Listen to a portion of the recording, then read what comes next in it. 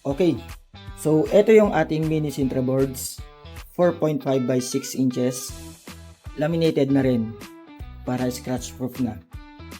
Meron tayong flat, so ito yung flat, then self stand, ito yun. Ito yung mga typical na ginagamit sa mga stores. Ayan, ganyan yung likod niya. Meron ding self stand pero bended siya. Okay, so ganito,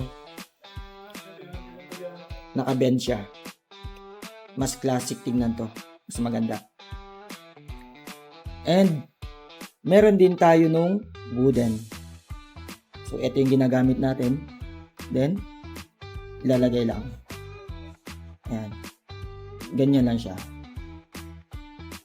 Lahat ng ito ay pwedeng gamitin as QR code, standee na nilalagay sa cashier. Or kung may pinopromote kang menu, pwede rin gamitin sa souvenir sa birthday or christening or wedding.